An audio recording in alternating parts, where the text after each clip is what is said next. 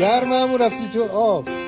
کفشان باید کفشای برا داغ من الله مستعان. کفشای قدیمی بهتر بود همه ارسی بود. چی بود؟ ارسی بود چرم بود. چرم بود. همه لایلونه اینا. هم فرند بازم لایلونه. بله. لایلونه. باور کن. تیرنده قدیم چی بود؟ کرباز. کرباز. کرباز زنها خوشت نگم. اما مردن ترس داره. نه. نعمتی از مرگ بهتر خدا خلق نده. مرگ با عزت. نه مرگ در نجاستت بمیری.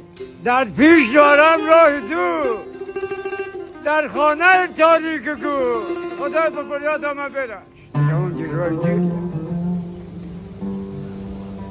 منظور مردنه راه دور. تای خاک. تای خاک؟ تای خاک.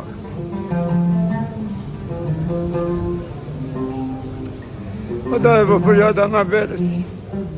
یه همه گناه کرم، یه همه درخت دارم، یه همه هرچی بکر یه همه دراو منی. خدا کنه همه برا راست هدایت رو. الهی. همه رو که خیلی خرابه بعد. گرانیم ساعت بساعتم.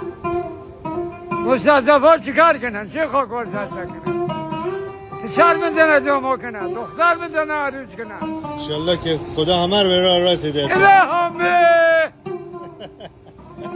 الهامه دنیا زود مگذره. ای مال ما و ای صندلی ما و ای ماشین ما اینا به درد نمیخوره. مقام ها به هیچ کی وفا نکردن. به هیچ که وفا نمیدن. دنیا همیه. بهترین اتفاق زندگیت کدوم اتفاق بوده؟ هم کربلا بریم ولی قابلم نیم نندم شدره. نه بابا قابل.